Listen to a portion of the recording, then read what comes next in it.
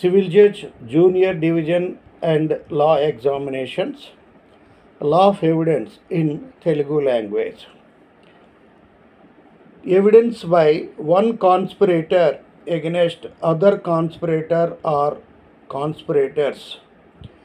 Section 10 Indian Evidence Act 1872 or its corresponding Section 8 Bharatiya Sakshya Adhiniyam to be 2023 to be effective from 1st July 2024 is the topic for discussion today.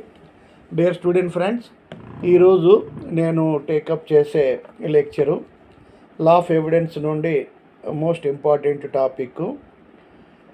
ఒక కాన్స్పిరేటరు కోర్టులో చెప్పే సాక్ష్యం వేరే కాన్స్పిరేటర్కి వ్యతిరేకంగా చెప్తే అది రిలవెంటా కాదా, ఎప్పుడు రిలవెంటు, ఏ సందర్భాల్లో రిలవెంటు అనే విషయాన్ని మనం చెప్తాం.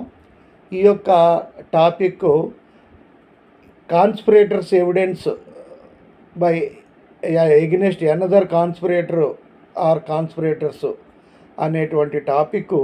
అంటే ఒక కాన్స్పిరేటరు కోర్టులో వేరే కాన్స్పిరేటరు తనతో పాటు కో ఎక్యూజ్డ్, తనతో పాటు క్రైమ్ చేసిన వాడు ఒకడైతే ఒకడు, ఇద్దరు లేదా ఇద్దరు కంటే ఎక్కువైతే వాళ్ళు, ఆ విధంగా నేనే కాదు నాతో పాటు పలానా ఏ పలానా బి, ఏబి ఇద్దరు అనేటువంటి చెప్పే సాక్ష్యాన్ని కోర్టులో అతను చెప్తే అది ఏ విధంగా రిలవెంట్గా కన్సిడర్ చేసి పరిగణనలోనికి తీసుకొని ఆ యొక్క స్టేట్మెంట్ బట్టి వేరే కాన్స్పిరేటరు లేదా కాన్స్పిరేటర్ను కూడా కన్విక్ట్ చేయొచ్చు అనేటువంటి టాపిక్ని మనం ఈరోజు డిస్కస్ చేస్తాం.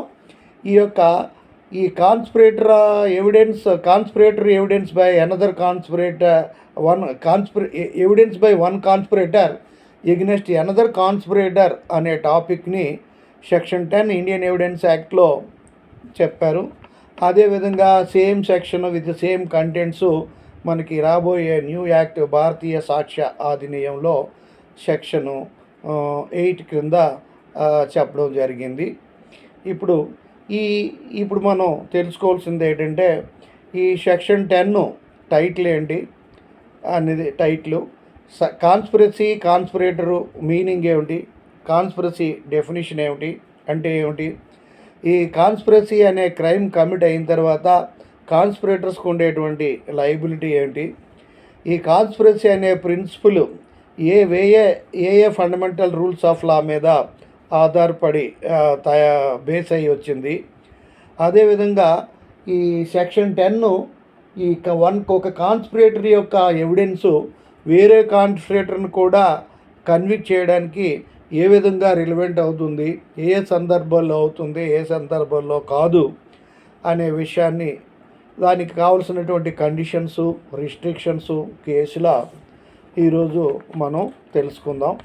అయితే క్లాసు స్టార్ట్ చేసే ముందు ఫ్యూ సెకండ్స్ నా ఛానల్ని సుమారు 15,900 దాటి అబౌట్ టు టచ్ 16,000 సబ్స్క్రైబర్సు.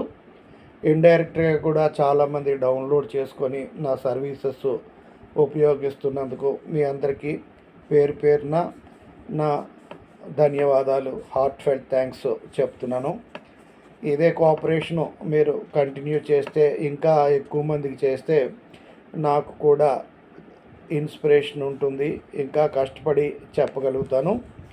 ఇక ఒక ఫ్యూ మోర్ సెకండ్స్. చాలామంది అది చెప్పండి ఇది చెప్పండి అన్నీ చెప్తామని అంటున్నారు, కానీ ఇప్పటికి నేను చెప్పిన 250 లెక్చర్స్ వరకు ఉన్నాయండి. అందులో 70, 80, 60, 70 తెలుగులో కూడా ఉంటాయి.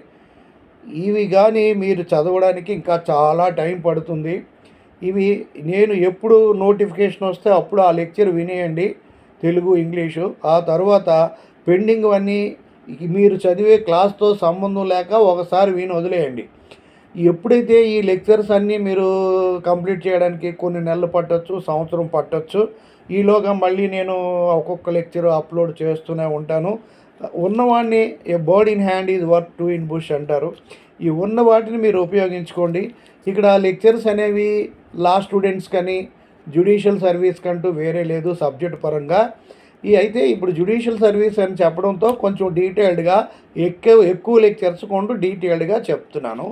అది మనకి ఆ లెక్చర్స్ చెప్తున్నాం కాబట్టి కొంచెం ఎక్కువ స్టాండర్డ్లో అది ఈవెన్ మెంత so called most prestigious national law స్కూల్స్లో చదివినటువంటి స్టూడెంట్స్ కూడా ఈ లెక్చర్స్ బాగా ఉపయోగపడతాయి.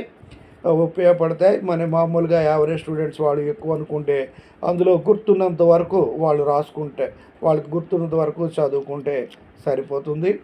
ఇంకొక చిన్న మాట, కొంతమంది తెలుగు విద్యార్థులు మేము తెలుగు మీడియంలో చదివాము, మాకు రావడం లేదు, తెలుగులో పరీక్షలు రాయించాలని అంటున్నారు. భయపడకండి.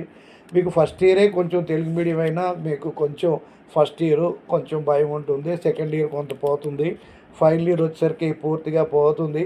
అయితే మీరు ఫ్లూయెంట్గా మాట్లాడలేకపోయినా మీకు ఇంగ్లీష్ ఈజీగా అర్థమైపోతుంది, ఇంగ్లీష్ ఈజీగా రాయగలుగుతారు.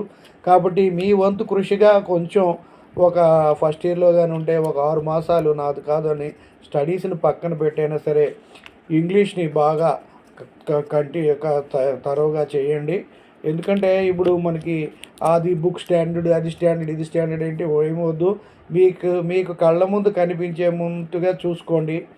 మీకు ఇప్పుడు సెక్షన్ ఎవిడెన్స్ ఉంది, సెక్షన్ 5 జనరల్ రూలు 6 నుండి 55 వరకు. అదే కొత్త యాక్ట్ ఉంది, సెక్షను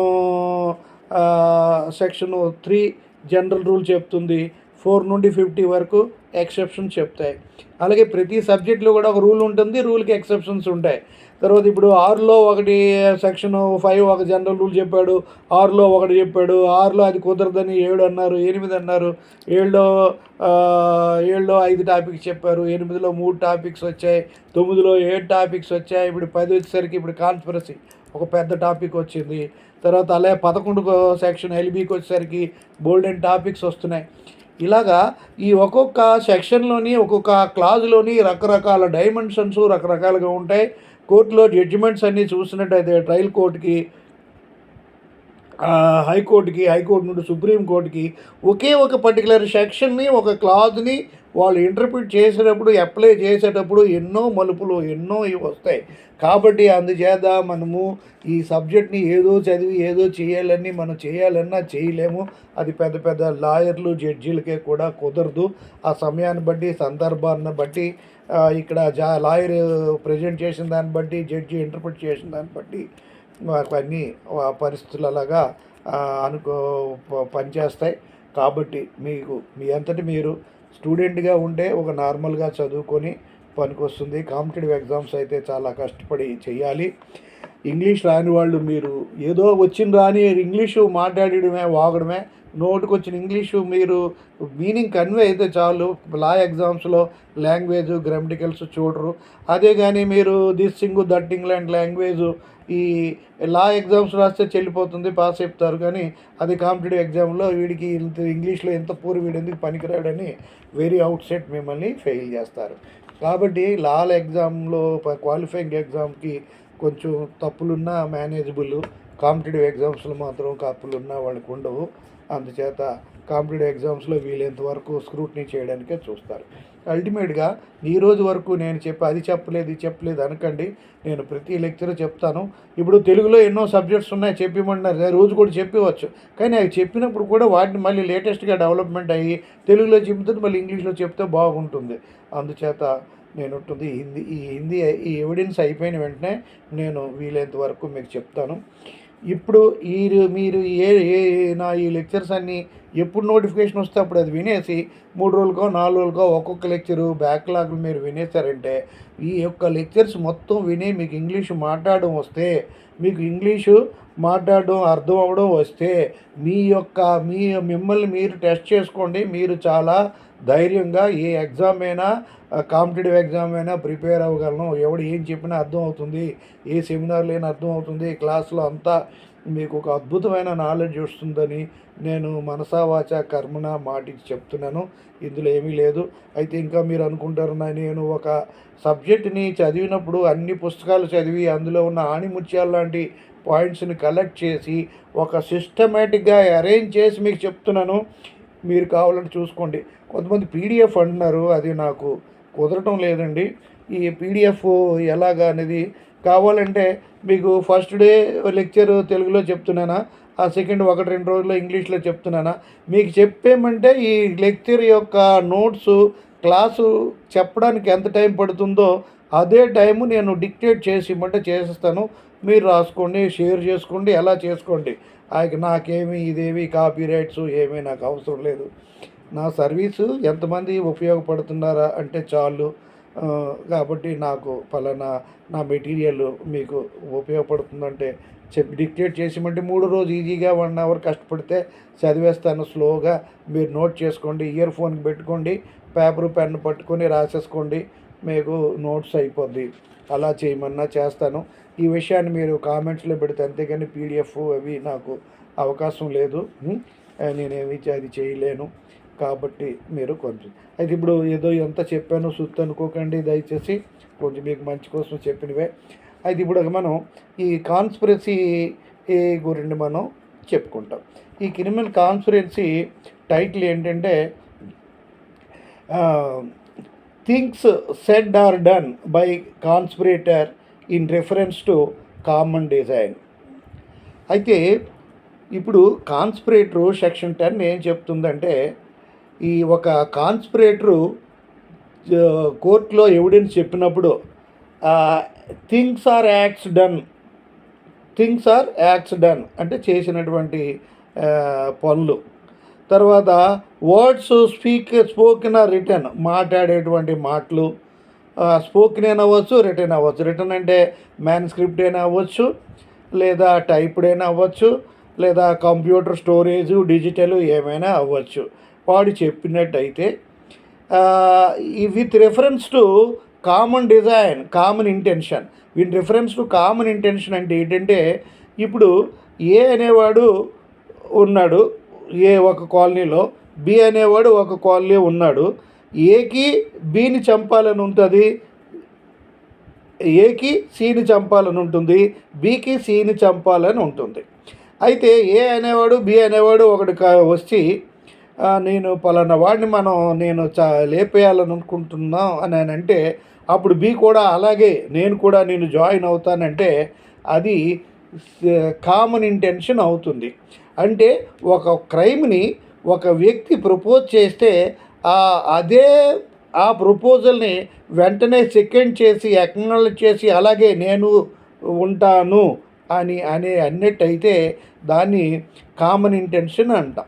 సిమిలర్ ఇంటెన్షన్ అంటే మనం ఐపీసీలో చెప్పాను మహబూబ్ షా కేసులో. సిమిలర్ ఇంటెన్షన్ అంటే ఏకి సిని చంపాలని ఉంటుంది, బికి సిని చంపాలని ఉంటుంది. ఏ సిని చంపడానికి వెళ్తాడు ఇండిపెండెంట్గా, బి కూడా సిని చంపడానికి వెళ్తాడు. ఆల్రెడీ బిసి దగ్గరికి ఇంటికి వెళ్ళేలోగా ఆల్రెడీ ఏ ఎంటర్ అయిపోతాడు సి ఇంట్లోకి. ఓహో, నేను చేయాల్సిన పని ఇతనే చేస్తున్నాడని తను సైలెంట్గా ఉంటే అప్పుడు అది సిమిలర్ ఇంటెన్షన్ అవుతుంది. అలా కాకుండా అప్పటికప్పుడే వీళ్ళిద్దరూ కన్సిడర్ అయ్యాడు చంపడానికి వెళ్తున్నాడని వెళితే వీడికి రివాల్వర్ ఇచ్చి దూరం నుండే చంపమంటే తను కూడా పార్ట్నర్ ఆఫ్ ది క్రైమ్ అవుతాడు, పార్ట్నర్ ఆఫ్ ది కాన్స్పిరేటర్ అవుతాడు, ఒక రకంగా పార్ట్నర్ ఆఫ్ ది క్రైమ్ అవుతాడు.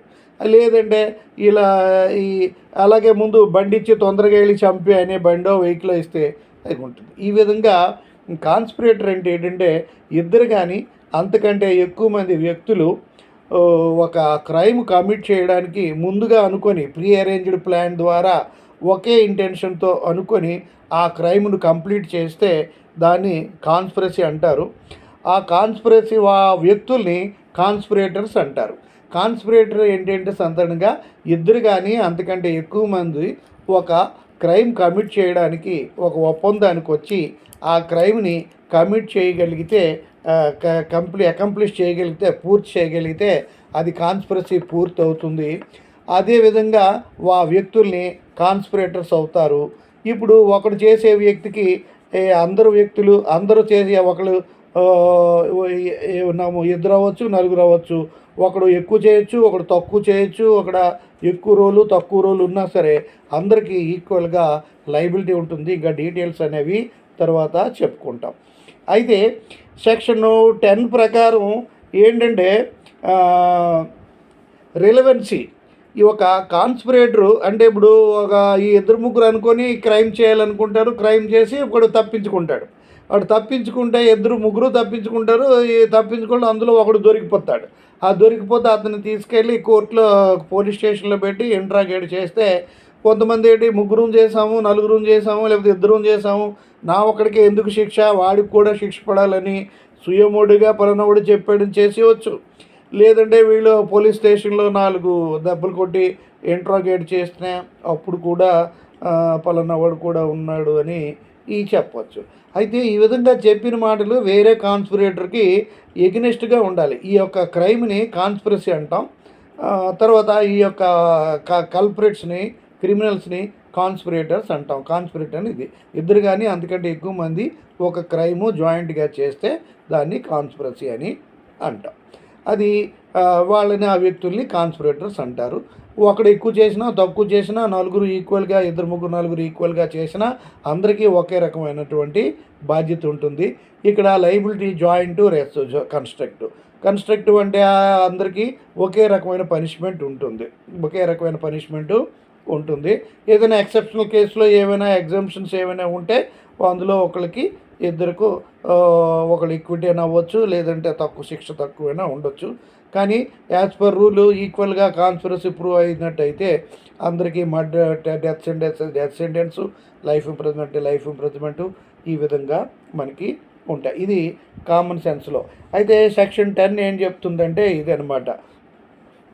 ఇక్కడ ఒక కోర్టులో ఇలా దొరికిపోయినట్టు ఈ కాన్స్పిరేటరు కోర్టులో ఎవిడెన్స్ చెప్పేటప్పుడు అతను ఇచ్చే ఎవిడెన్స్ ఏమై ఉండాలి, అతను ఇచ్చే ఎవిడెన్స్ని అతను స్టేట్మెంట్స్ ఇచ్చాడు అంటాం కోర్టులో. ఆ స్టేట్మెంట్స్ ఏంటై ఉండాలి, acts or things done, words spoken or written. అయితే ఒక పనుల వల్ల కానీ, ఒక థింగ్స్ యాక్ట్స్ చేయడం కానీ, లేకపోతే వర్డ్స్ మాట్లాడడం కానీ, రైటింగ్గా కానీ, ఆ విధమైన రైటింగ్ టైప్డ్ కావచ్చు, రిటర్న్ అవ్వచ్చు, విత్ సైన్ అవ్వచ్చు, వితౌట్ సైన్ అవ్వచ్చు, లేకపోతే కంప్యూటర్ స్టోరేజ్ అవ్వచ్చు. ఏదైనా వీళ్ళకి చెప్పినవి అవి ఏ విధంగా అవుతాయి రిలవెంట్ అనడానికి కొన్ని కండిషన్స్ ఉన్నాయి. ఆ కండిషన్స్ అవి ఏమిటనేది మనం చెప్తాం. ఈ విధంగా ఎప్పుడు రిలవెంట్ ఎప్పుడు కాదు అని మనం చెప్తాం. ఈ యొక్క కాన్స్పిరసీ కానీ పూర్తయితే దాన్ని కాన్స్పిరసీ అంటాం ఆఫెన్స్ని. వీళ్ళందరినీ ఈ యొక్క పార్ట్నర్స్ ఆఫ్ ది క్రైమ్ని కాన్స్పిరేటర్స్ అని అంటారు. అయితే ఇక్కడ నెక్స్ట్ ఏంటంటే కాన్స్పిరసీ మీనింగ్ ఏమిటంటే conspiracy meaning the word conspiracy means breathing together. Conspiracy అనే పదానికి అర్థం ఏంటి, బ్రీదింగ్ టుగెదర్ అంటే పీల్చడం అనమాట. ఇద్దరు కలిసి బ్రీదింగ్ టుగెదర్. బ్రీతింగ్ అంటే ఊపిరి పీల్చడం వాటిని అని అంటాం బ్రీదింగ్. ఇద్దరు చేయడం అనమాట. ఇద్దరు కలిసి చేయడం అనమాట. ఇద్దరు లేదా అంతకంటే ఎక్కువ మంది కలిసి చేయడాన్ని బ్రీదింగ్ టుగెదర్ అంటారు. అయితే కాన్స్పిరసీ అనేది ఏంటి, it is a secret plan, making secret plan by one or more person with one or more person with one or another with a view to do something wrong.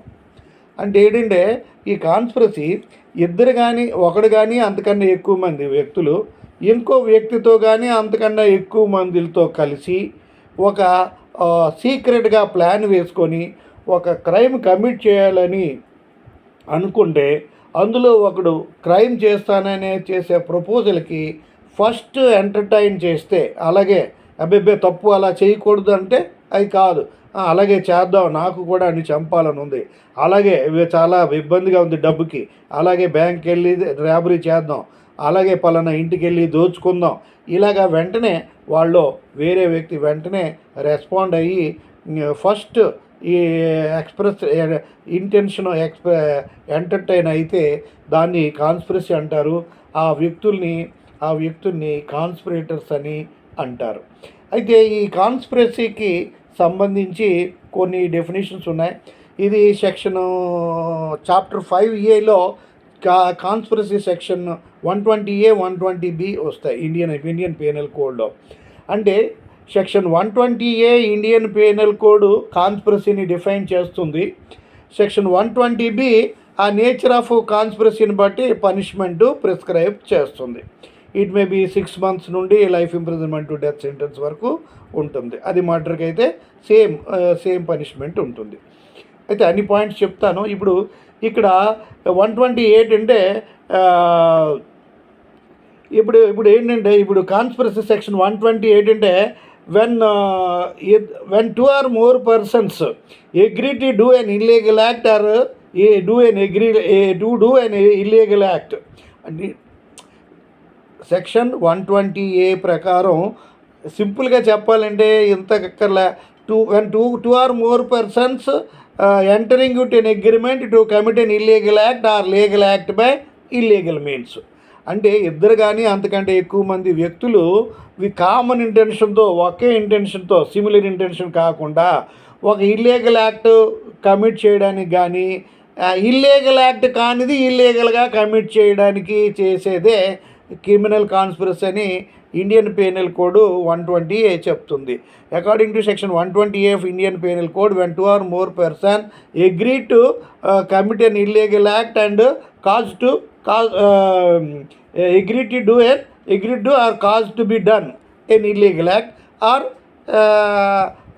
not an illegal act by illegal means is designated as criminal conspiracy. అది టెక్నికల్గా చెప్పారు.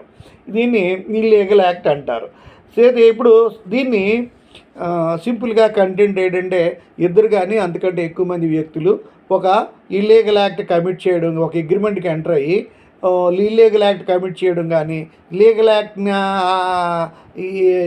Act కానిది ఇల్లీగల్గా చేయడం కానీ, అంటే doing an illegal act or doing legal act by illegal means, lawful act by illegal means అని చెప్తాం.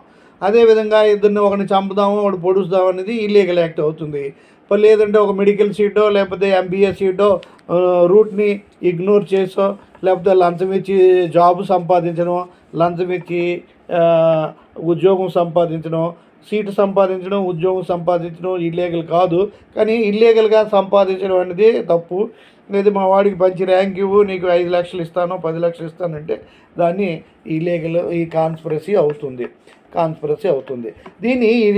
ఈ యొక్క కాన్స్పిరసీని స్టీఫెన్ అనేటువంటి జ్యూరిస్టు ఏమని డిఫైన్ చేస్తాడంటే, ఇద్దరు కానీ అంతకంటే when two or more persons agree to commit any crime, they are guilty of conspiracy whether the act is committed or not. అంటే స్టీఫెన్ ఏం చెప్తాడు కానీ ఇద్దరు కానీ అంతకంటే ఎక్కువ మంది వ్యక్తులు ఒక ఇల్లీగల్ యాక్ట్ని ఒక కాన్స్పిరసీ యాక్ట్కి కన్స్పైర్ అయ్యి ఆ యాక్ట్ చేసినా అది ఇద్దరు కానీ అంతకంటే ఎక్కువగా వ్యక్తులు ఒక క్రైమ్ కమిట్ చేయడానికి కన్స్పైర్ అయితే అది కాన్స్పిరసీ అవుతుంది. వాళ్ళ యాక్ట్ ఫుల్ఫిల్ చేసినా చేయకపోయినా వాళ్ళు అది కాన్స్పిరసీ అవుతుంది, కాన్స్పిరేటర్స్ అవుతారు అని అంటాం. అది ఇప్పుడు క్రైమ్లో intention, preparation, attempt, accomplishment. Attempt కూడా ఇంటెన్షన్, ప్రిపరేషన్ మనకు తెలియవు. ఏదంటే అవుట్రేజింగ్, వారు, తర్వాత సెడిషన్ అలాంటి offences against state or government తప్ప మనకి అవి ఇంటెన్షన్, ప్రిపరేషను మనకి పనిష్మెంటు, డిటెక్షన్ ఏమి ఉండదు.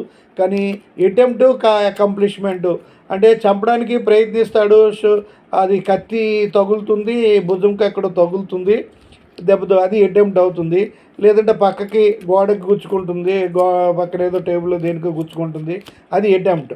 అయితే అకంప్లిష్మెంట్ మర్డర్ చేస్తే మర్డర్ కారులో వెళ్తాడు, మందు పాత్ర పెడతారు, మందు పాత్ర వెళ్తే చంపితే మర్డర్ అవుతుంది, అంటే ఆ వ్యక్తి చనిపోతాడు, మర్డర్ అవుతుంది. లేదంటే అది వెహికల్ తప్పిపోయింది అనుకోండి, అటెంప్ట్ మర్డర్ అవుతుంది.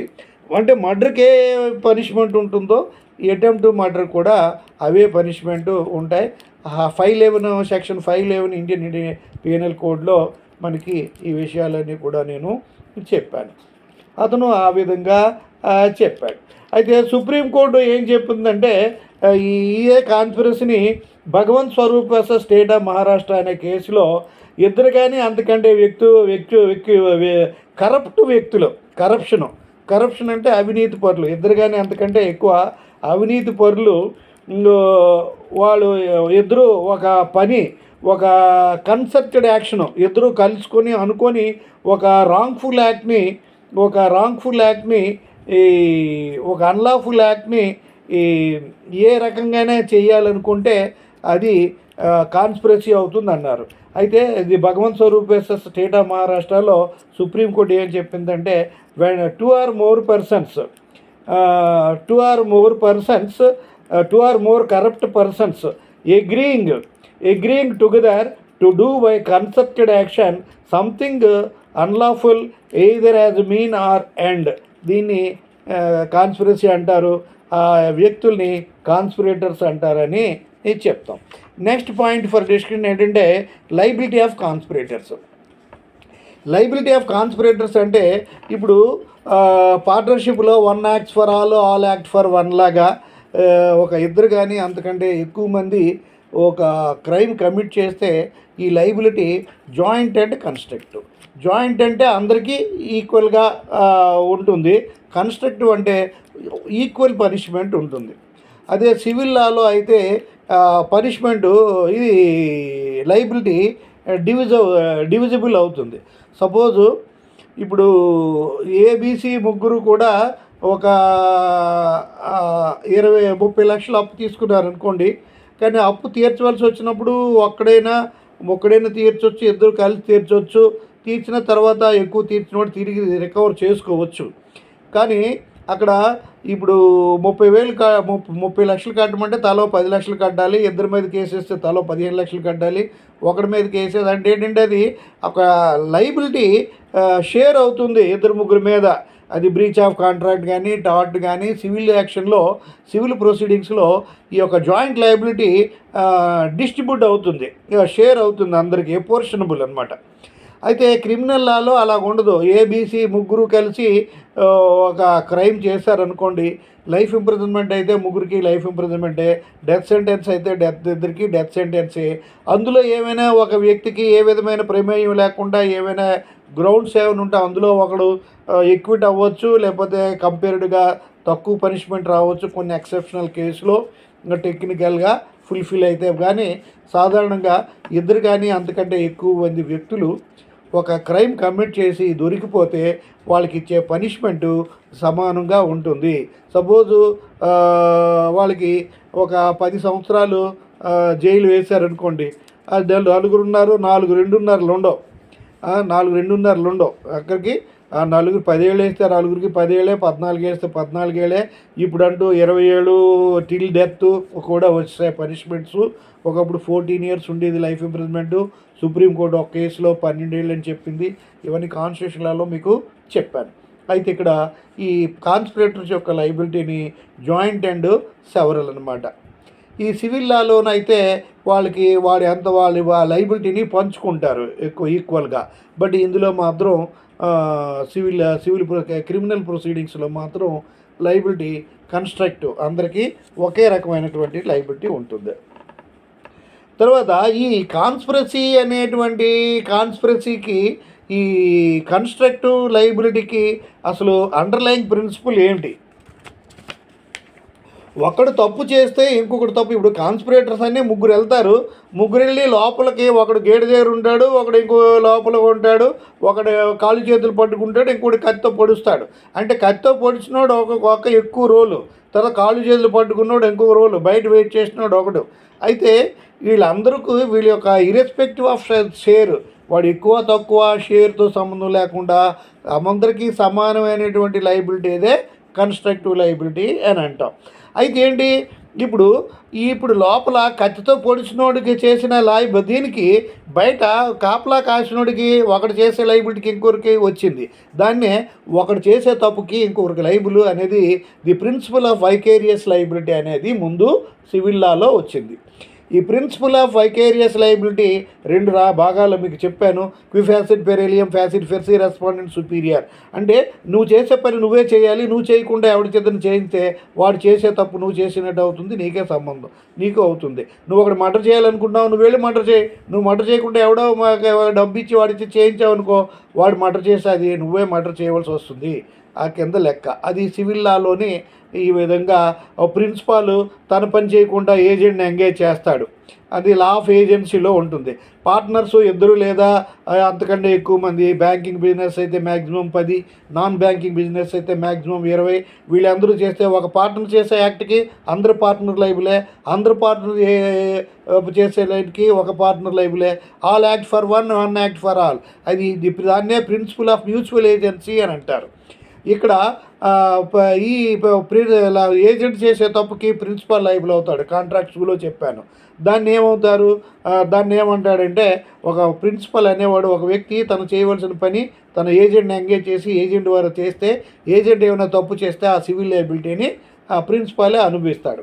ఈ విధమైనటువంటి వైకేరియస్ లయబిలిటీ అనేది సివిల్ లాలో ఉంది. లా ఆఫ్ టార్ట్స్ కానీ కాంట్రాక్ట్స్ వీటిలో ఉంది. క్రిమినల్ లాలో లేదు అన్నారు మొదట. అంటే vicarious liability is unknown to criminal లా అని చెప్పారు. Vicarious liability unknown to criminal law. For example, ఇప్పుడు లారీ డ్రైవరు యాక్సిడెంట్ చేసి ఒక మనిషిని చంపేస్తే యాక్సిడెంట్ చేసి నెగ్లిజెంట్ యాక్సిడెంట్ కింద ఇంటెన్షనల్గా చంపాడనుకో మర్డర్ కేసు కింద లైఫ్ ఇంప్రిజన్మెంట్, డెత్ సెంటెన్స్ ఉంటుంది. అలా కాకుండా యాక్సిడెంటల్ కేసు అనుకోండి 304A కింద 3 ఏళ్ళు ఎంతో ఉంటుంది.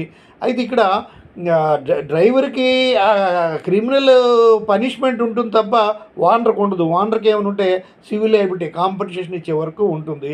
అందుకే vicarious liability unknown to criminal law అయినా సరే అక్కడ కూడా vicarious liability unknown to criminal లాకి ఎక్సెప్షన్స్ ఉన్నాయి.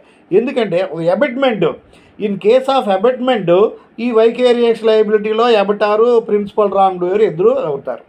అంటే ఇక్కడ అబెట్మెంట్ అంటే ఏమిటి, ఇక్కడ ఒక వ్యక్తి అనే వ్యక్తి ఒక మర్డర్ చేయాలన్నప్పుడు తను చేయకుండా ఒక వ్యక్తికి ఏదో 1,50,000 ఎంతో డబ్బు ఇచ్చి చేయిస్తాడు. ఈ డబ్బు ఇచ్చి హత్య చేయించిన వ్యక్తిని అబెటార్ అంటారు. తన చేతులతో చంపిన వ్యక్తిని ప్రిన్సిపల్ రాంగ్ డూయర్ అంటాడు. ఇది అయితే ఇప్పుడు ఆ ప్రిన్సిపల్ రాంగ్ డూయర్ మర్డర్ చేసేసి దొరికిపోయాడు అనుకోండి, ఏంటి డైరెక్ట్గానే పలానా వాడు నాకు ఈ డబ్బు ఇచ్చి చేయించాడని చెప్పేస్తాడు. లేదు అంటే ఈ వీళ్ళు 4 ఇంట్రాగేట్ చేసిన 4 దెబ్బలు కొడితే ఆ బాధ భరించలేకైనా చెప్పేస్తాడు. అయితే ఈ కాన్స్పిరసీ అనేది అబెట్మెంట్లో ఒక భాగం. ఈ అబెట్మెంట్ అనేది అంటే ఒక వ్యక్తి ఇంకో వ్యక్తిని క్రైమ్ కమిట్ చేయడానికి ఎంగేజ్ చేసేటువంటి పద్ధతి 3 రకాలుగా ఉందని నేను క్రిమినల్ లాలో చెప్పాను. ఒకటి ఏంటంటే abetment by instigation, abetment by conspiracy, abetment by intentional aid. Abetment by instigation ఏంటంటే మీకు అది కూడా చెప్పాను. ఒక సినిమాలో హీరో ఉంటాడు, 2 విలన్లు ఉంటారు. ఈ 2 విలన్లు ఏంటంటే ఒకడు రావు గోపాలరావు, ఇంకొకడు కోట శ్రీనివాసరావు వీళ్ళు అనుకోండి. హీరో ఎవరో ఒక హీరో ఉంటారు. వీళ్ళిద్దరు కూడా ఏం చేస్తారంటే ఒక విలన్ని ఇంకొక విలన్ మీద తీసుకోవడానికి లేనిపోనివని చెప్తాడు ఒక విలన్ వేరే విలన్ కూడా. అప్పుడు ఈ హీరో వెళ్ళి అటాక్ చేస్తాడు వేరే విలన్ని. అలాగే ఏంటంటే దాన్ని ఇన్స్టిగేషన్ అంటాం. అంటే మనిషి యొక్క ప్రేరేపించడం. అలాగే ఒక భర్త భార్యని వదిలేయడానికి నీ భార్య ఎలా చేస్తుంది, అలా చేస్తుంది, ఆడుతుంది, ఈడుతుంది ఇవన్నీ చెప్తాం. అది అబెట్మెంట్ బై ఇన్స్టిగేషన్. వాడి చేత వదిలేసినట్టు చేయడం. నువ్వు అనవసరంగా పేదదాన్ని చేసుకున్నావు, దాన్ని ఎలాగో వదిలించేసుకో, దానికి విడాకులు ఇచ్చి అది ఇచ్చి అని చెప్పి ఆ కొడుకు మనసును పాడు చేసేసి అది చేయడం. అది అబెట్మెంట్ బై ఇన్స్టిగేషన్ అవుతుంది. అప్పుడు ఆడి మాటలన్నీ నమ్మి అలాగే అనవసరంగా పేదదాన్ని చేసుకున్నాను, దీన్ని వదిలించుకుంటే నెమ్మదిగా ఇంకొక డబ్బున్న అందమైన అమ్మాయిని చేసుకోవచ్చు. అది abetment by instigation. Abetment by conspiracy ఏంటంటే ఇద్దరు కానీ అంతకంటే ఎక్కువ మంది ఒక దగ్గరికి కూడి ముందుగా అనుకొని ఒక సీక్రెట్ ప్రేయర్ ప్లాన్ వేసుకొని అనుకున్న విధంగా వాళ్ళు ఏమనుకున్నారో దానికి అనుగుణంగా ఆ యొక్క క్రైమ్ని కంప్లీట్ చేయడాన్నే common intention and action in furtherance of common intention. అంటే ఇద్దరు ఒకే రకంగా ఒకే మైండ్స్తో అనుకోవడం కామన్ ఇంటెన్షను. ఆ అనుకున్నది ఇద్దరు కావచ్చు, అంతకంటే ఎక్కువ మంది కావచ్చు. ఆ అనుకున్న ప్రకారం ఆ యొక్క ఇంటెన్షన్ని ఆపరేషన్లో పెట్టడమే in furtherance of common intention or with reference to common intention అని అంటాం. ఇది 2వ రకమైనటువంటి అబెట్మెంట్లో 2వ రకం. 3వది ఏంటంటే ఇంటెన్షనల్ ఎయిడింగ్ అంటే మనం చూస్తాం. ఇప్పుడు పాకిస్తాన్లో ఈ టెర్రరిజం యాక్టివిటీకి ఇండియాలో ఎవరినో పెట్టుకొని వాడికి తగ్గట్ట బుల్లెట్ ప్రూఫ్ కార్లు, బుల్లెట్ ప్రూఫ్ కోట్లు, తర్వాత డిఎక్స్లు ఇవన్నీ సప్లై చేసి కంప్లీట్ చేయడం, అది ఇంటెన్షనల్ రీడింగ్. ఇలాగా అందుచేత ఈ కాన్స్పిరసీ కూడా ఈ అబెట్మెంట్ అనేది అందులో ఒక భాగం కనుక ఈ యొక్క ప్రిన్సిపల్ ఆఫ్ వైకేరియస్ లయబిలిటీ నుండి వచ్చి అక్కడ నుండి అబెట్మెంట్ వచ్చి అబెట్మెంట్ నుండి ఈ కాన్స్పిరసీ ఒక భాగంగా వచ్చింది. కాబట్టి ఒక కాన్స్పిరేటర్ ఒక క్రిమినల్ చేసే తప్పుకి వేరే క్రిమినల్ లైబుల్ అవుతాడు. అలాగ అవ్వాలంటే కారణం ఏంటంటే వాళ్ళిద్దరి మధ్య కాన్స్పిరసీ జరిగి ఉండాలి, ఇద్దరు కన్స్పైర్ అయ్యాలని తెలియాలి. దానికి తగ్గటువంటి ప్రైమా ఫేస్ ఎవిడెన్సు అన్నీ ఉండాలి. అదొకటి. రీజనబుల్ గ్రౌండ్స్ ఎస్టాబ్లిష్ చేయాలి. తర్వాత వాళ్ళిద్దరు కూడా కాన్స్పిరేటర్సే. ఆ స్టేట్మెంటు ఒక కాన్స్పిరేటర్ వేరే కాన్స్పిరేటర్కి ఎగ్నెస్ట్గా చేసి ఉండాలి అన్నటువంటిది మనకి అవసరం. ఈ విధంగా ఈ యొక్క కాన్స్పిరసీ అనేది the principle of mutual agency, principle of employed agency, principle of agency అని అంటాం. ఈ principle of agency, employed agency, mutual ఏజెన్సీకి డిఫరెన్స్ ఉంది.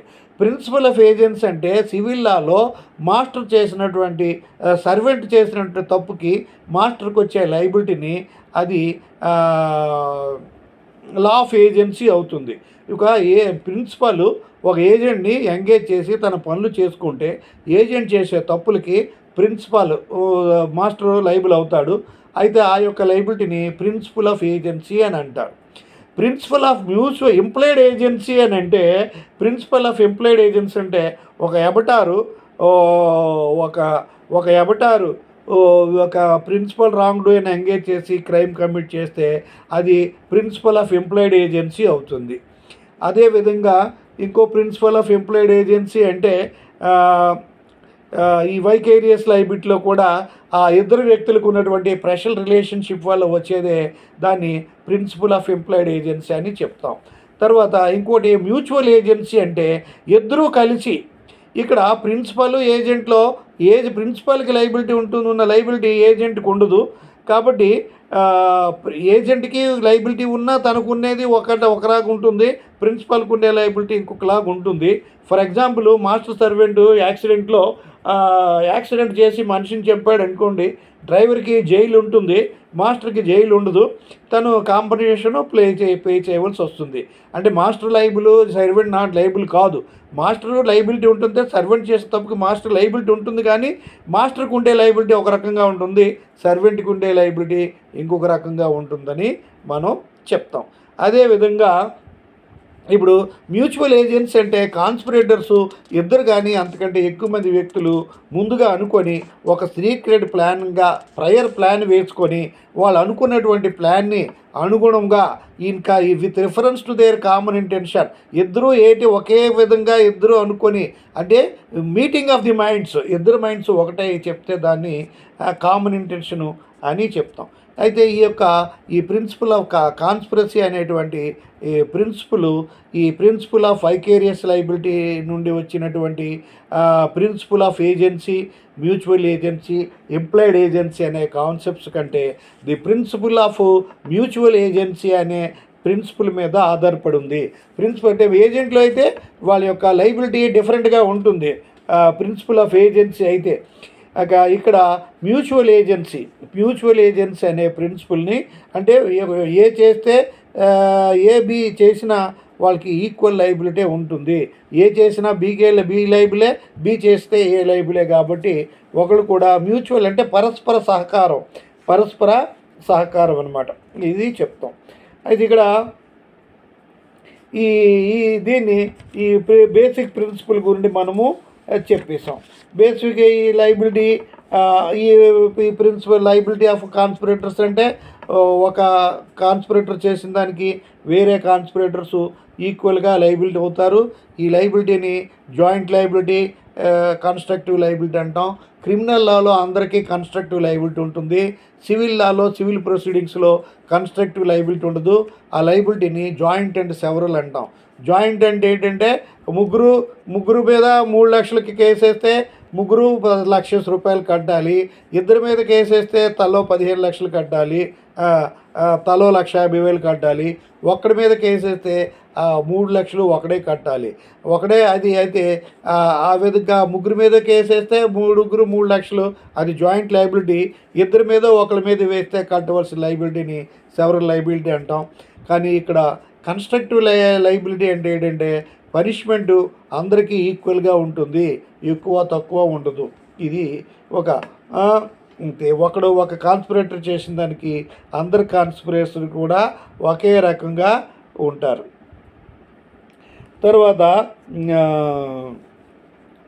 అయితే ఇక్కడ ఈ కాన్స్పిరేటర్స్ కమిట్ చేసినప్పుడు ఈ కాన్స్పిరేటర్స్ అంతా ఒకే రకంగా, ఒకడు మెయిన్ తెలివైనడు ఉండొచ్చు, ఒకడు మామూలుడు ఉండొచ్చు, ఒకడు ఎక్కువ చేయొచ్చు, ఒకడు తక్కువ చేయొచ్చు. అంటే ఒక రాబరీ చేయడానికి వస్తే ఒకడు సింపుల్గా కూర్చుంటాడు. అయినా సరే వాళ్ళు ఇన్వాల్వ్ అయ్యి కామన్ ఇంటెన్షన్ ఇస్తే వాళ్ళు లయబిలిటీ అవుతారు, వాళ్ళు ఈక్వల్గా లయబుల్ అవుతారు.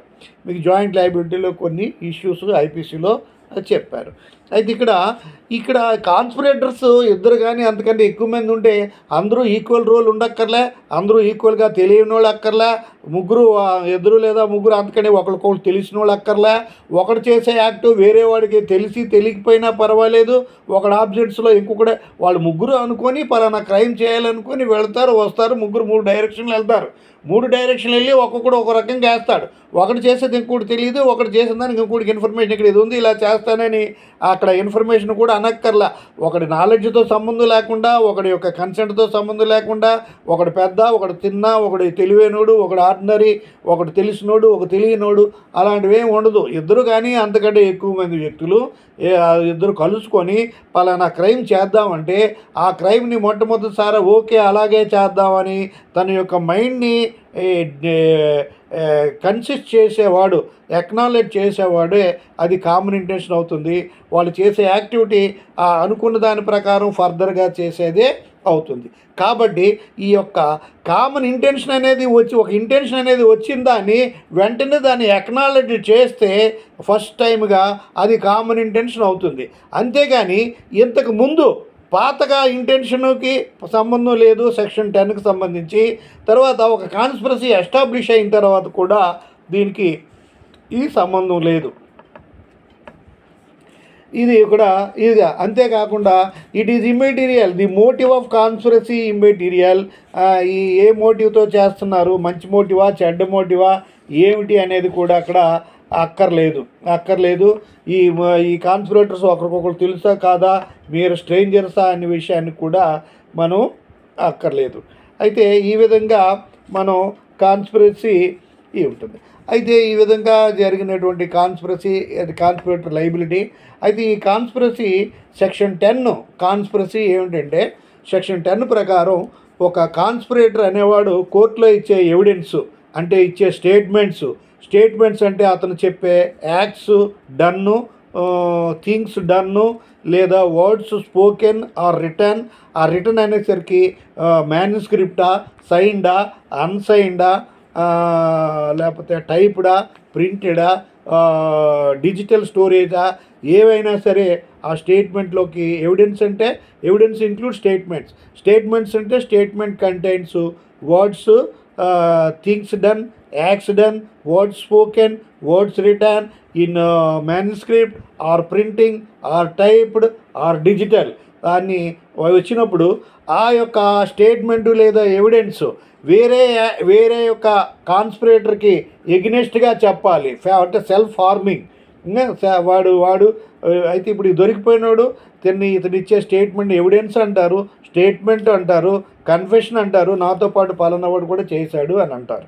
అయితే ఈ కాన్స్పిరసీ సెక్షన్ 10 అనడానికి ఏంటంటే ఇతన్ని ఒక కాన్స్పిరేటర్గా ఎవిడెన్స్ని ఎంటర్టైన్ చేయడానికి ఇతడు మెయిన్గా ఏమవ్వాలంటే ఇక్కడ కాన్స్పిరసీ అనేది ఇతనికి ఆ వేరే వ్యక్తి ఎవడి మీద చెప్తాడో అతనికి ఇతను కలిసి ఒక కన్స్పైర్ అయ్యారు, ఎగ్జిస్టెన్స్ ఆఫ్ కాన్స్పిరసీ అంటే ఉండాలి.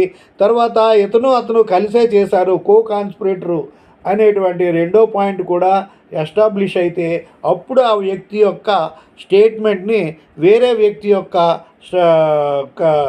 కూడా కమిట్ చేశాడని తీసుకొని దాన్ని ఉపయోగించడానికి పనికొస్తుంది. అయితే ఈ విధంగా ఈ యొక్క కాన్స్పిరసీ సెక్షన్ 10లో ఈ ఒక కాన్స్పిరేటర్ ఇచ్చినటువంటి ఎవిడెన్స్ అంటే words, things said, done, words spoken, written ఆధారంగా తీసుకొని వేరే కాన్స్పిరేటర్ మీద చెప్పితే అతన్ని కూడా పట్టుకొని ఈ స్టేట్మెంట్ బట్టి అతనికి చేయాలి అంటే కొన్ని కండిషన్స్ ఉన్నవి. ఏమిటా కండిషన్స్ అంటే, నెంబర్ 1, ఫస్ట్ కండిషన్ ఏంటంటే ఇద్దరి మధ్య స్టేట్మెంటు చెప్పిన కాన్స్పిరేటరు ఎవరి మీద అయితే వ్యతిరేకం చేస్తాడో అతను వీళ్ళిద్దరూ కలిసి కాన్స్పిరసీ ఎగ్జిస్ట్ అయింది అనేటువంటి ప్రైమా ఫేసి ప్రూఫ్, రీజనబుల్ గ్రౌండ్స్ని ఎస్టాబ్లిష్ చేయగలగాలి. That is first condition. Prima facie proof establish చేయాలి. రెండో కన్సిడర్ ఏంటంటే అతను ఇద్దరి మధ్య కాన్స్పిరసీ ఉంది, ఇద్దరు కాన్స్పిరేటర్సు అనేటువంటిది ఉండాలి. అయితే ఇద్దరు కాన్స్పిరేటర్స్ అయితే ఒకడు ఈ పెద్ద, ఒకడు చిన్న, ఒకడు ఎక్కువ చేశాడు, ఒకడు తక్కువ చేశాడు అనకుండా సమానంగా వాళ్ళ యొక్క ఉంటుంది. ఈ ఇద్దరు కాన్స్పిరేటర్స్ ఇద్దరిని ఏమంటారంటే అకంప్లిసెస్ అంటారు. అకంప్లిసెస్ అంటే పార్ట్నర్స్ ఆఫ్ ది క్రైమ్ అంటారు. అబట్మెంట్లో నేటుంటే అబట్మెంటులో ప్రకారం చెప్పాను నేను 4 రకాల క్రిమినల్స్ ఉంటారు. ఎవరంటే ప్రిన్సిపల్ రాంగ్ డూయర్, తన చేతులతో చంపినోడు. తర్వాత అంతకుముందు చేయించినోడు ఎవడు ఎబడ్డారు, చేతులతో చేసినోడు ఎవడు రాంగ్ డూయర్. వెళ్తుండగా వాడికి ఈ యొక్క క్రైమ్ తొందరగా చేయడానికి సహాయం చేసినోడు, అంటే వీడు పరిగెట్టి వెళ్తుంటే చంపడానికి వెహికల్ ఇచ్చి తొందరగా వెళ్ళి చంపి అని చెప్పినోడు యాక్సెసరీ బిఫోర్ ది ఫ్యాక్ట్. ఇలాగ చంపేసిన మనిషిని పోలీసులు దొరకకుండా షెల్టర్ ఇచ్చినోడు accessory after the fact.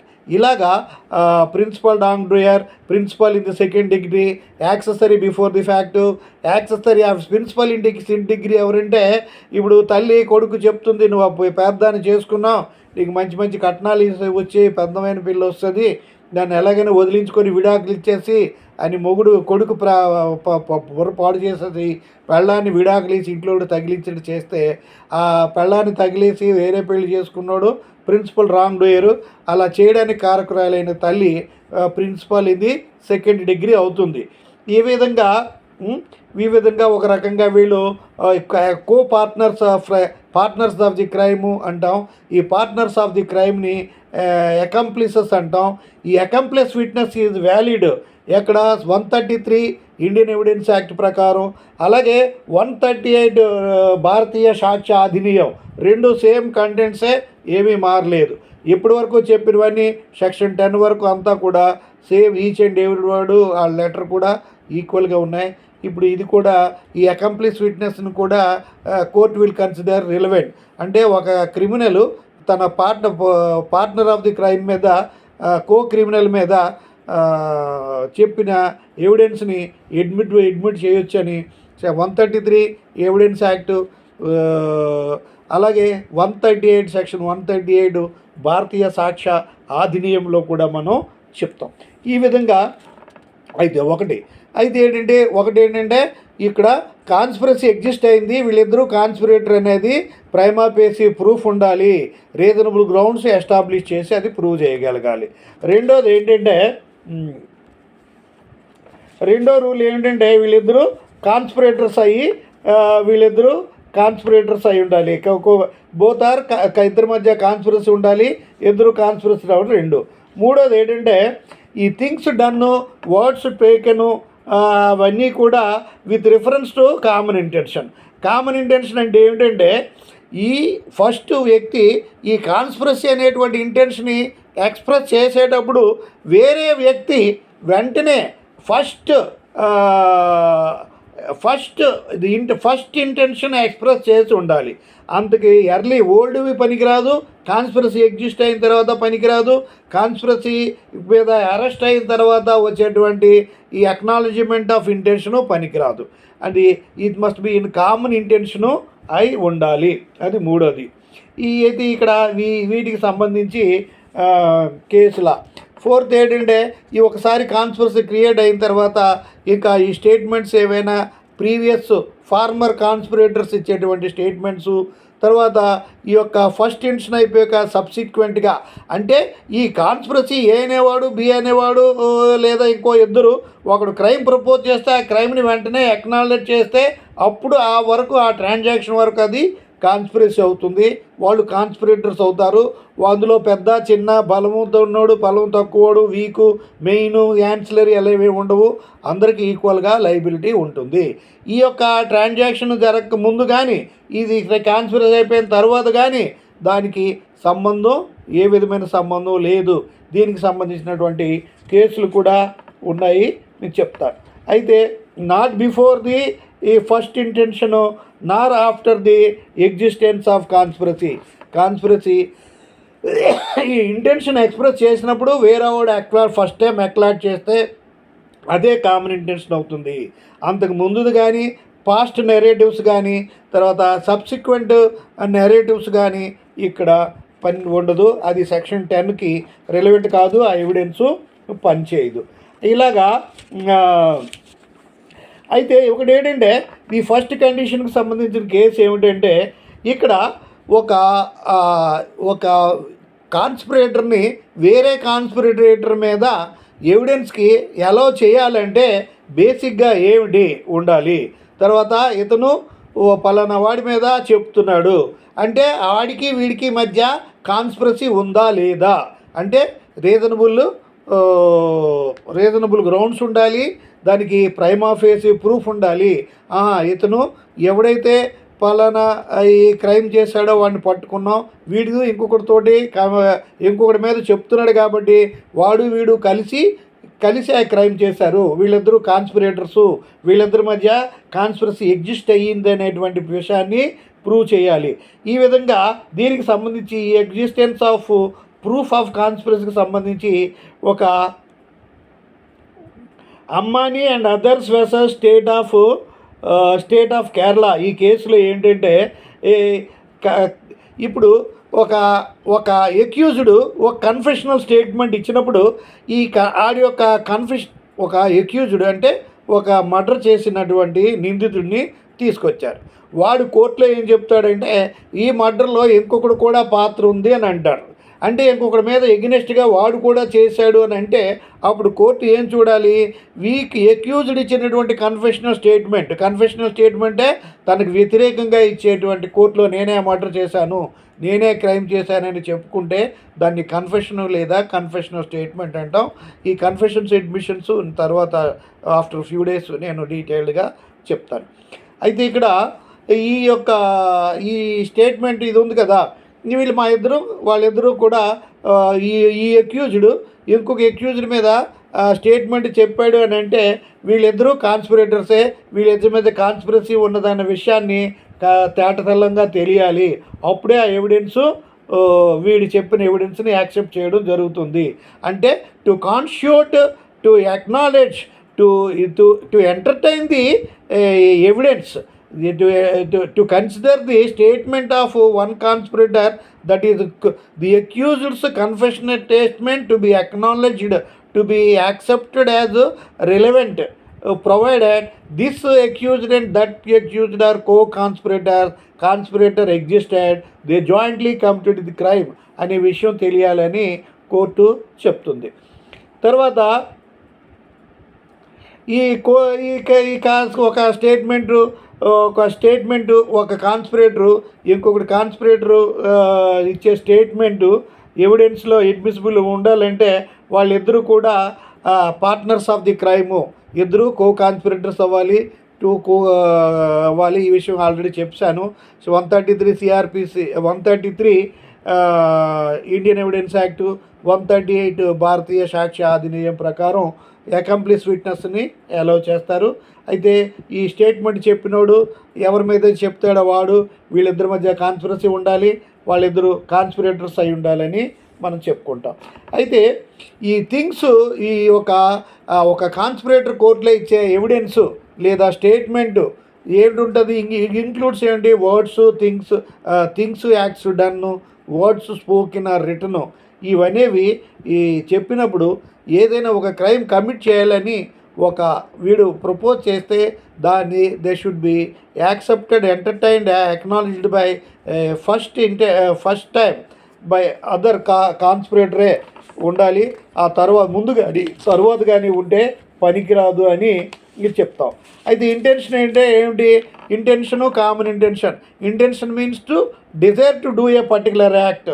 Common intention అంటే the 2 or more persons by pre-arranged plan wanted to do particular crime, that is called common intention. If 2 or more persons concurrently, equally, with the same minds, with consistence of minds, want to, by prior planning, in a secret planning, want to do a particular act, and that act is implemented as per their intention, follow-up action is done and the act is accomplished, that is called common intention. And accomplishment of crime, when once the accomplishment is over, it is said to be conspiracy. Even if it is not completed according to Stefan, it becomes an attempt to crime, and they will be treated as conspirators. Conspirator. ఈ విధంగా మనం common ఇంటెన్షన్ని చెప్తాం. ఇక్కడ మనకి cases వచ్చేసరికి emperor versus Ganesh Raghunath Vaishampayan. Emperor versus Ganesh. The words in reference to common intention means that a act intended is in regard to future narratives coming from అంటే ఇక్కడ ఈ కేసులో ఎంపరర్ వెసెస్ గణేష్ రఘునాథ్ విషంపాయం ఏంటంటే, ఇప్పుడు ఒక ఇంటెన్షన్ వచ్చిన తర్వాత వెంటనే ఫస్ట్ టైము దాన్ని ఎంటర్టైన్ చేస్తే అప్పుడే ఉండాలి. కానీ ఈ ప్రపోజల్కి ముందు చేసేటువంటి నెరేటివ్స్, ప్రపోజల్స్ ఏవైనా ఈ కాన్స్పిరసీ క్రియేట్ అయిపోయి ఎగ్జిస్ట్ అయిపోయిన తర్వాత, కాన్స్పిరసీ సీజ్ అయిన తర్వాత ఏవైనా చెప్పినా, కన్స్పైరింగ్ వర్డ్స్ ఏమైనా చెప్పినా అవి కాన్స్పిరసీకి కావు అని ఈ కోర్టులో చెప్పారు. తర్వాత ఇంకొకటి ఏంటంటే, ఎంపరర్ వర్సెస్ షఫీ అహ్మద్ ఏంటంటే ఇక్కడ ఏమంటారా, in conspiracy each conspirator is regarded as the agent of another just as principal is liable for the acts of the agent. అంటే ఎంపరర్ అంటే మొదట ఎంపరరు, స్టేటు. ఎంపరర్ అంటే కింగ్, తర్వాత స్టేటు వ్యక్తి పేరు, ఎక్యూజ్డ్ ఉంటాడు ఒక పార్టీ, అదర్ పార్టీ ప్రాసిక్యూషను. ఈ ప్రాసిక్యూషన్ ఉంటే డైరెక్టర్ ఆఫ్ పబ్లిక్ ప్రాసిక్యూటర్ అని ఉండొచ్చు, లేదంటే స్టేట్ అయినా ఉండొచ్చు, లేదంటే మనకి ఎంపరర్ అని ఉండొచ్చు, లేదా కింగ్ అయినా ఉండొచ్చు. కాబట్టి ఎంపరర్ వర్సెస్ షఫీ అహ్మద్ ఏంటంటే, ఒక ప్రిన్సిపల్ చేసిన ఏజెంట్ చేసిన తప్పులకి ప్రిన్సిపల్ ఎలాగా బాధ్యుడో, ఒక కాన్స్పిరేటర్ చేసే తప్పుకి వేరే కాన్స్పిరేటర్ కూడా ఒక ప్రిన్సిపల్ లాగే లైబులు. అంటే అక్కడ ప్రిన్సిపల్ ఏజెంట్ ఒకడే. అయితే ఇక్కడ కాన్స్పిరసీలో ఒకడు ప్రిన్సిపల్ అయితే ఇంకొకడు ఏజెంట్ అవుతాడు. ఏ అనే కాన్స్పిరేటర్ క్రైమ్ చేస్తే ఏ ఏజెంటు బి ప్రిన్సిపాల్ కూడా లైబుల్ అవుతాడు. అదే బి చేస్తే, బి యొక్క ఏజెంట్గా చేస్తే దాని ఏ కూడా ప్రిన్సిపాల్గా లైబుల్ అవుతారు. అంటే ఇక్కడ ఇద్దరు కూడా ప్రిన్సిపాల్సే, ఇద్దరు ఏజెంట్సే. కాన్స్పిరసీలో ఏజెన్సీ అనేటువంటి టాపిక్లో ప్రిన్సిపలే, ఏజెంటే. ఇక్కడ ఏజెన్సీలో ఏజెంట్ చేసే తప్పుకి ప్రిన్సిపల్ ఏ విధంగా లైబులో, అలాగే ఒక కాన్స్పిరేటర్ చేసే తప్పుకి ఒక ఏజెంట్ తప్పు చేస్తే ప్రిన్సిపల్ ఏ విధంగా లైబులో, అదేవిధంగా ప్రిన్సిపల్ కూడా లైబులే అవుతాడని ఎంపరర్ వర్సెస్ షఫీ అహ్మద్ అనే కేసులో చెప్పడం జరిగింది. అయితే ఇక మోస్ట్ ఇంపార్టెంట్ వన్ కేసు ఉందండి. అది ఏంటంటే, ఒకటి మీర్జా అక్బర్ వర్సెస్ ఎంపరర్. ఇక్కడ అన్ని పాయింట్లు కూడా కలిసి వస్తాయి. ఇక్కడ ఏంటంటే, ఇక్కడ మీర్జా అక్బర్ అనే అతను ఎక్యూజ్డ్, తర్వాత మెయిన్ ఎక్యూజ్డ్, తర్వాత ఈ Mahar Teja Ali Askar wife and husband అండి. మహర్ తేజా అనే అమ్మాయి, ఆలీ అస్కర్ అనేవాళ్ళు వైఫ్ అండ్ హస్బెండ్. అయితే మీర్జా అక్బర్ అనే అతను ఈ అమ్మాయితో ఇల్లిసిట్ కాంటాక్ట్ ఎఫ్ఐఆర్ను నడుస్తుంది. అయితే నడిస్తే అప్పుడు ఏమవుతుందంటే వీళ్ళు ఈ యొక్క ఈ ఎక్స్ట్రా మ్యారిటల్ రిలేషను కంటిన్యూ కావడానికి ఈ హస్బెండు అడ్డం అనమాట. అతను ఎవరంటే అతను ఆలీ అస్కర్ వైఫ్ మహర్ తేజ, హస్బెండ్ ఆలీ అస్కరు. ఈ మహర్ తేజ అనే అమ్మాయికి మీర్జా అక్బర్ అనే అతనితో అక్రమ సంబంధం ఉంది. అయితే ఈ అక్రమ సంబంధం పీస్ఫుల్గా కొనాలంటే భర్త అక్కడ అడ్డు అయితే ఈ యొక్క లవరు, ఈ అమ్మాయి లవర్ ఎవరంటే మీర్జా అక్బర్ అనే లవరు, ఈ భార్య మహర్ తేజ అనే ఆవిడ ఇద్దరూ కలిసి ఒక మనిషిని ఉమర్ షేర్ అనేటువంటి ఒక కిరాయి గుండాన్ని ఎంగేజ్ చేస్తారు డబ్బిచ్చి. ఈ కిరాయి గుండా ఉమర్ షేర్ అనే అతను ఒక గన్ పట్టుకొని ఇతన్ని చంపేస్తాడు. ఎవరిని? ఆలీ అస్కర్ని చంపేస్తాడు. చంపేసి చంపేసిన తర్వాత పరిగెడుతూ పట్టుబడతాడు. పట్టుబడిన తర్వాత ఆ కోర్టులో తన్ని ఇన్వెస్టిగేషన్లో ఇంట్రాగేట్ చేస్తే అప్పుడు నాకు ఇలాగా పలానా వాళ్ళిద్దరూ కలిసి చనిపోయినోడు భార్య, ఆమె యొక్క ప్రియుడు కలిసి నాకు ఇలా డబ్బు ఇచ్చి నాతో చేయించారు అని చెప్తారు. చెప్తే ఇక్కడ వీళ్ళంతా కాన్స్పిరసీ అంటే ఏంటంటే ఈ యొక్క వీళ్ళిద్దరూ, ఈమె ప్రియుడు, ఈ అమ్మాయి ఇద్దరిలో ఒకడు అనుకొని వేరే వాడిని రెండో వ్యక్తి ఓకే అంటే కదా మూడో వ్యక్తిని ఎంగేజ్ చేసి చంపిస్తారు. కాబట్టి ఇక్కడ కాన్స్పిరసీ ప్రైమా ఫేసీ ఎవిడెన్స్ తోటి క్లియర్ అయింది వీళ్ళు కాన్స్పిరేటర్సు. తర్వాత వీడు కూడా వీడు ఎంగేజ్ అయినోడు కూడా ప్రిన్సిపల్ రాంగ్ డూయర్గా ఉమర్ షేర్ కూడా వీడు ప్రిన్సిపల్ రాంగ్ డూయర్గా ఇతరు కూడా కాన్స్పిరేటర్ అవుతాడు. కాబట్టి వీళ్ళు ముగ్గురికి కూడా ట్రయల్ కోర్టులో డెత్ సెంటెన్స్ ఇవ్వడం జరుగుతుంది. అయితే ఈ ట్రయల్ ఈ మీర్జా అక్బర్ అన్నవాడు అప్పీల్కి వెళ్తూ ఈ యొక్క అమ్మాయి మాత్రం లైబిలిటీ నుండి తప్పించుకోవడానికో రెడ్యూస్ చేయడానికో ఒక స్టేట్మెంట్ చెప్తుంది. ఏమంటే నా ప్రియుడు అంటే ఈ మీర్జా అక్బర్ అనేవాడు నేను తనకు లొంగిపోవడానికి కారణం ఏమంటే అతను నాకు లొంగకపోతే నా భర్తని చంపేస్తానన్నాడు. అందువల్ల నేను అతనికి లొంగవలసి వచ్చింది. నా ఇంటికి రావద్దు, నాతో మాట్లాడొద్దు అని ఎన్ని రకాలుగా చెప్పినా అతను వినడం లేదు అనేటువంటి స్టేట్మెంటు ఆ మేజిస్ట్రేట్కి చెప్తుంది ట్రయల్ కోర్ట్ లెవెల్లో. ఆయన కూడా వీడిని ఫార్వర్డ్ చేస్తే అది ఇప్పుడు నువ్వు ఈ కాన్స్పిరసీ అనేది ఒకళ్ళు అనే ప్రపోజల్కి వెంటనే అక్నాలెడ్జ్ చేసే సమయంలోనే ఉండాలి. Within the period of existence or emergence of conspiracy ఉండాలి. అందుకు ముందుకు చెప్పిన మాటలు తర్వాత చెప్పిన మాటలు కాన్స్పిరసీకి రావని ఇవి ప్రీవీ కౌన్సిల్కి అప్పీల్కి వెళ్ళినా ప్రీవీ కౌన్సిల్ ఏం చెప్తుందంటే ఈ అమ్మాయి చెప్పినటువంటి ప్రియురాలు చెప్పినటువంటి మాటలు మేజిస్ట్రేట్కి సెక్షన్ 10కి రావు అని తీసేస్తారు. కానీ వీళ్ళు ముగ్గురు కాన్స్పిరేటర్గా ప్రూవ్ అయిందని వాళ్ళ కన్విక్షను కన్ఫర్మ్ అవుతుంది. అంటే ఈ యొక్క సెక్షన్ 10 కింద ఈవిడ చెప్పినటువంటి మాటలు నాకు చంపాలని లేదు, ఆయనకు లొంగకపోతే నా భర్తని చంపేస్తానన్నాడు, నా భర్తను కాపాడుకోవడానికే లొంగవలసి వచ్చిందని ఏదో రకంగా చెప్పి సెల్ఫ్ డిఫెన్స్ లాగా పనిష్మెంట్ తగ్గించడానికో ఏదో రకంగా ట్రై చేసిన అది out side the period of conspiracy ఆ వర్డ్స్ కాబట్టి అవి పనికిరావని చెప్పారు. ఈ విధంగా మనము వీళ్ళ ముగ్గురిని కన్విక్ట్ చేస్తారు. అంటే ఆమె యొక్క చెప్పినటువంటి స్టేట్మెంటు అండర్ సెక్షన్ 164 సిఆర్పిసిగా మనం చెప్తాం. అదేవిధంగా ఇంకో కేసు ఈ కామన్ ఇండస్ట్రీకి సంబంధించిందే బద్రీరాయ్ వర్సెస్ స్టేట్ ఆఫ్ బీహార్లో కూడా ఈ కాన్స్పిరసీ కేసు కట్టుతుంది. ఇక్కడ బద్రీరాయి అనేవాడు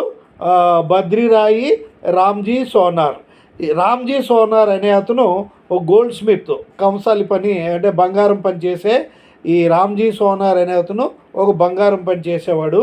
అయితే ఈ రామ్జీ సోనారు క్లోజ్ ఫ్రెండ్ ఒక స్కూల్ నడిపేటువంటి బద్రీరాయి ఒక స్కూల్ ప్రొపరేటరు. రామ్జీ సోనార్ అన్న అతను ఒక బంగారు వస్తువులు చేసే అతను అనమాట.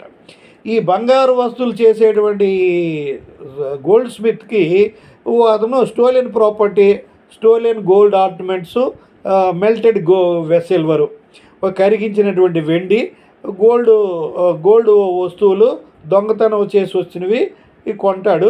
కొంటే ఆ పోలీసు వాళ్ళు ఇన్వెస్టిగేట్ చేసి ఇతన్ని పట్టుకొని కేసు ఈ రామ్జీ సోనార్ మీద కేసు బుక్ చేసి ఎఫ్ఐఆర్ ఫైల్ చేసి కేసు నడుపుతుంటాడు. అయితే ఈ రామ్జీ సోనార్ గోల్డ్ స్మిత్ అతని ఫ్రెండ్ స్కూల్ ఓనర్ బబ్రీ రాయ్ వీళ్ళిద్దరూ కూడా ఫ్రెండ్స్. వీళ్ళు ఉంటుండగానే పోలీస్ ఆఫీసర్ అలా వెళ్తుంటాడు వీధిలో. వెళ్ళి నువ్వు మా మీద కేసు వేసావని కొంచెం దౌర్జన్యంగా నీతో మాట్లాడాలి, నీకు ఏదో చేస్తాము, ఈ కేసు నుండి మమ్మల్ని బయటపడి అని అంటాడు. నేను ఇక్కడ రోడ్డు మీద మాట్లాడను, మీరు ఆఫీస్కి వచ్చి కలవండి అని ఆ పోలీస్ ఆఫీసర్ వెళ్ళిపోయి ఈ విషయాన్ని 5 ఆఫీసర్ చెప్తాడు. పలానా వాళ్ళు ఇద్దరు కూడా ఈ గోల్డ్ కాన్ఫిస్కేషన్ కేసులో ఉన్నవే ఇంకొక ఫ్రెండ్ పట్టుకొని నన్ను బెదిరించి నాతో ఈ అరగంటగా మాట్లాడి కేసు తప్పుకో, డబ్బులు ఇస్తాం ఏదో అన్నట్టుగా మాట్లాడుతున్నాడు అని అట్లా చెప్తాడు. అలాగే చెప్తే కొన్ని రోజులకి ఈ బద్రీ రాయ్ అన్నవాడు పోలీస్ స్టేషన్కి వెళ్ళి ఒక న్యూస్ పేపర్లో ఒక 500 రూపాయల క్యాష్ పొట్లాం కట్టి ఈ మా friend Ramji sonar gold Smith తన యొక్క కేసుని మీరు లిబరల్గా వదిలేసేయమని మీ ఫేవర్ చేయమన్నాడు, మీకు ఈ డబ్బులు కూడా ఇచ్చాడని 500 రూపాయలు ఇస్తే ఆ పోలీస్ ఆఫీసరు వాడిని వెంటనే పుట్టి వెంటనే సీల్ చేసేసి, ఎందుకంటే ప్యాకెట్ ఓపెన్ చేసి పట్టుకుంటే వాటి మీద ఫింగర్ ప్రింట్స్ పడతాయి, అవి వెంటనే అతను క్లోజ్కి చేసేసి వీళ్ళని అరెస్ట్ చేస్తాడు. ఇద్దరిని అరెస్ట్ చేసి వీడి కరప్షన్ని చేసినందుకు వాడిని ఇద్దరిని కలిపి ఆల్రెడీ వాడి మీద స్టోలెన్ ప్రాపర్టీ కొన్నాడు అనే కేసు ఉంది కదా, అప్పుడు 411 IPC 410 IPC deal with purchase of stolen property మన కేసు బుక్ చేసేసి వీళ్ళని పంపిస్తే వీడు అప్పీల్కి కూడా వెళ్ళినా సరే వీళ్ళకి కేసుని హుషప్ చేయమని వీళ్ళు ఇస్తే వీడి యొక్క కేసు ఈ ఇద్దరు కాన్స్పైర్ అయ్యారు. ఒక పోలీస్ ఆఫీసర్ గవర్నమెంట్ ఆఫీసర్ చేత కరప్షన్కి ఇన్వాల్వ్ చేశాడని వీడిని ఇద్దరిని కలిపి కన్విక్ట్ చేయడం జరుగుతుంది. వీళ్ళిద్దరూ అప్పీల్కి కూడా వెళ్ళినా సరే సుప్రీంకోర్టు వీళ్ళ కేసుని అలౌ చేయదు. ఈ విధంగా అనేకమైనటువంటి ఈ సందర్భాల్లో కాన్స్పిరసీ ఎవిడెన్స్ మనం చెప్పుకుంటాం. ఇంకా లాస్ట్ ఏంటంటే రిస్ట్రిక్షన్స్ అనేవి ఉన్నాయి. ఏమిటి రిస్ట్రిక్షన్స్ అంటే ఇంకా ఏంటంటే state of Gujarat versus Mohammed Atiq and others అంటే ఇక్కడ కాన్స్పిరసీ ఏంటంటే ఇంటెన్షన్ వెంటనే అక్నాలజ్ చేసిన టైంలోనే ఉండాలి, ముందు పనికిరాదు వెనక్కు పనికిరాదు అనడానికి మీకు ఒక కేసు ఏది ఉందంటే state of Gujarat versus Mohammed Atiq and others. ఏంటంటే కేసు అనేది ఆ కాన్స్పిరసీ ఎంతైనా ఎగ్జిస్ట్ అయిపోయిన వెంటనే ఈ యొక్క సబ్సిక్వెంట్వి ప్రీవియస్వి ఉండవు. ఈ యొక్క మిగతా subsequent issues when one common intention అనేది once common intention is ceased to exist any statement made by former conspirator is not allowed.